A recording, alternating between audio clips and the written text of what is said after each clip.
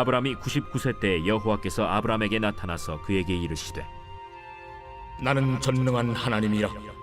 너는 내 앞에서 행하여 완전하라. 내가 내 언약을 나와 너 사이에 두어 너를 크게 번성하게 하리라. 아브라함이 엎드렸더니 하나님이 또 그에게 말씀하여 이르시되 보라, 내 언약이 너와 함께 있으니 너는 여러 민족의 아버지가 될지라. 이제 후로는 내 이름을 아브라함이라 하지 아니하고 아브라함이라 하리니 이는 내가 너를 여러 민족의 아버지가 되게 함이니라. 내가 너로 심히 번성하게 하리니 내가 내게서 민족들이 나게 하며 왕들이 내게로부터 나오리라.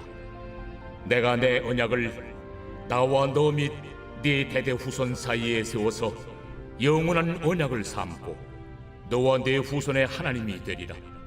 내가 너와 네 후손에게 네가 거류하는 이 땅 곧 가나안 온 땅을 주어 영원한 기업이 되게 하고 나는 그들의 하나님이 되리라.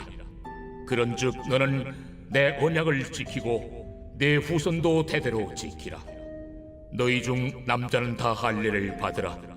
이것이 나와 너희와 너희 후손 사이에 지킬 내 언약이니라.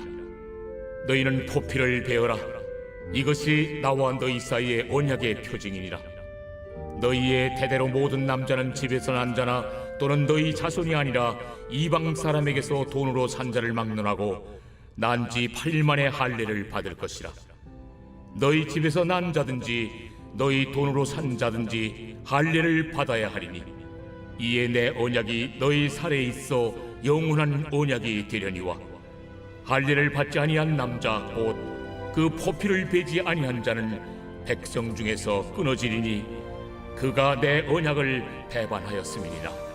안녕하세요. 행복한 아침 묵상으로 인사를 드립니다. 여러분, 그리스도인들에게 있어서 가져야 될 덕목 중 하나가 저는 기다림이라고 생각을 합니다. 우리는 흔히 인내라고도 이야기를 하죠. 우리가 성경에서 기다림과 인내에 대한 가장 큰 가르침을 주는 한 사람은 바로 아브라함입니다. 하나님께서 약속하셨지만 그 하나님의 약속이 쉽게 이루어지지 않죠. 우리의 바람대로라고 한다면 하나님께 약속하시고 바로 이루어졌어야 되는데 그렇지 않습니다. 참 오랜 시간을 기다리게 됩니다. 아브라함은 이 기다림을 하다 못해서 결국 어떻게 됩니까? 자기의 여종이었던 하갈을 통해서 이스마엘을 낳게 됩니다. 그런데 여러분, 이 이스마엘을 낳게 되면서부터 그 가정의 어려움과 아픔이 시작되죠. 하갈과 사라의 갈등을 통해서 그의 가정은 평온한 날이 없었습니다. 심지어는 중간에 하갈과 이스마엘을 쫓아내기까지 합니다.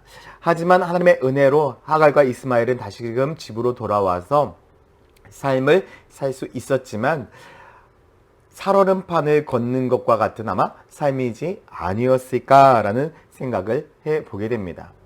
이 이스마엘이 낳고 13년이란 시간이 지난 지금 시점, 바로 오늘의 말씀이 시작되고 있는데 하나님께서 이스라엘이 13살이 된 그 이후에 다시금 아브라함을 찾아오셔서 무엇을 확인하고 있냐면 하나님과의 약속을 다시금 확인하고 있습니다.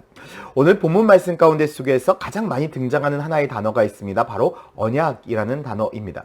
10여 차례 언약이라는 이 말이 계속해서 반복이 되어지는데 하나님은 아브라함에게 하나님의 약속을 다시금 재확인하고 있는 것입니다.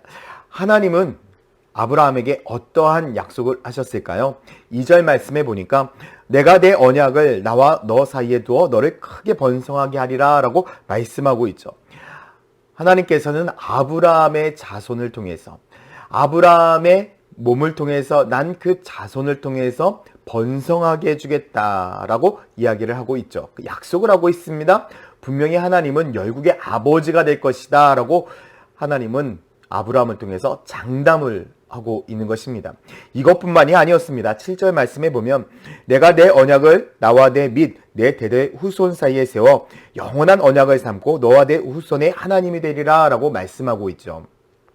내 후손의 하나님이 될 것이다. 여러분, 이거 정말 놀라운 축복 아니겠습니까? 저는 이 말을 믿음의 명문감으로 내가 너희를 만들겠다라고 말씀하고 있는 것이죠. 정말 믿음의 가정으로, 믿음의 세대로 하나님께서는 그 아브라함 가정을 사용하시겠다. 평생 아브라함 가정의 하나님이 되시겠다라고 약속을 하고 있습니다. 또한 8절을 보시면 내가 너와 내 후손에게 내게 거류하는 이 땅 곧 가나안 온 땅을 주어 영원한 기업이 되게 하고 나는 그들의 하나님이 될 것이라. 여러분 정말 멋지지 않습니까? 그냥 하나님이 내가 너희 하나님이 될 거야 라고 말씀하는 것이 아니라 그들의 살 처소와 모든 것까지 책임지시겠다. 그들에게 땅을 주시겠다. 민족을 이루겠다라고 분명히 말씀을 하고 있는 것입니다. 하나님은 반복적으로 똑같이 계속해서 잊지 않으시고 하나님의 약속을 확인하고 있습니다. 그런데 하나님께서 아브라함에게 말씀하는 아주 중요한 포인트가 있습니다. 어떻게 할 때에 하나님께서 이 약속을 이룬가라는 것입니다. 1절에 보니 아브라함이 99세에 여호와께서 아브라함에게 나타나 그에게 이르시되 나는 전능한 하나님이라 너는 내 앞에서 행하여 완전하라 라고 말씀하고 있죠. 하나님의 언약의 말씀을 지켜서 행하는 완전한 사람이 되라. 하나님의 말씀 가운데 온전히 순종하는 사람이 되라고 말씀을 하고 있습니다. 그런데 그 앞에 말이 너무나 중요합니다. 나는 전능한 하나님이라. 하나님에게는 불가능이나 없으신 분이라는 것을 재확인하고 있는 것입니다. 아브라함아, 나는 전능한 하나님이다. 그런데 너는 왜 나를 못 믿니? 라고 이야기를 하고 있는 것과 마찬가지입니다. 하나님은 지금 아브라함을 찾아오셔서 잠들어 있는 아브라함의 믿음을 깨우고 있는 것입니다. 그런데 여러분, 하나님께서 이 잠들어 있는 아브라함의 믿음을 깨우면서 그냥 믿음의 사람으로 살아가라 라고 말씀하고 있는 것이 아닙니다. 5절 말씀해 보니까요. 이제 후로는 내 이름을 아브라함이라 하지 아니하고 아브라함이라 하리니 이는 내가 너를 여러 민족의 아버지가 되게 할 것이다 라고 말씀하고 있습니다. 이름을 바꾸어 주었습니다. 여러분, 이것은 무엇을 의미하겠습니까? 하나님은 과거의 하나님이기도 하지만 미래의 하나님이라는 것입니다. 세상 사람들이 생각하는 방법으로 하나님의 자손을 이끌어가지 않을 것이다. 너의 자손을 만들어주지 않을 것이다. 다시 말해서 네 생각과 내 생각은 너무나 달라 라고 하나님은 말씀하고 있는 거죠. 이제 아브라함의 삶이 아니라 아브라함의 삶을 살아라. 과거에서 머물러 있지 말고 새로운 미래로 향해 나아가라. 이것이 전능한 하나님을 믿는 믿음이다 라고 아브라함을 격려하고 있는 것입니다. 하나님은 동일하게 지금 우리 천안침례교회 성도들에게도 이렇게 말씀을 하고 있습니다. 천안침례교회 성도들아, 잠자는 믿음을 깨워라. 나는 전능한 하나님이다. 내가 너희들의 삶 가운데 속에서 놀라운 역사를 이룰 것이다. 너희들의 삶 속에서 하나님의 비전을 이루고 하나님의 꿈을 이루어갈 것이다. 내가 천안침례교회를 통해서 모든 것들을 이룰 것이다 라고 분명히 약속하고 있습니다. 사랑하는 성도 여러분, 잠자는 우리들의 믿음을 깨웁시다.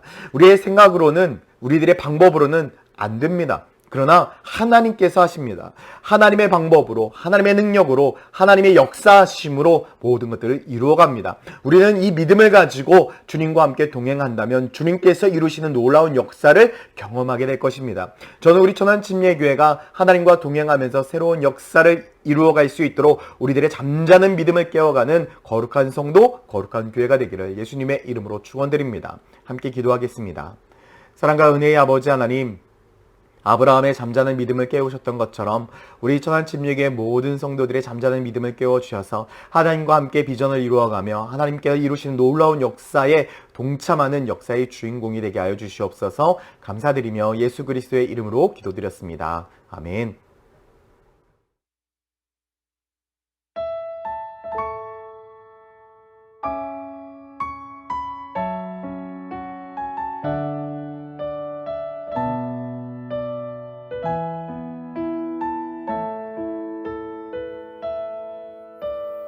약속 이루시는 신실한 나의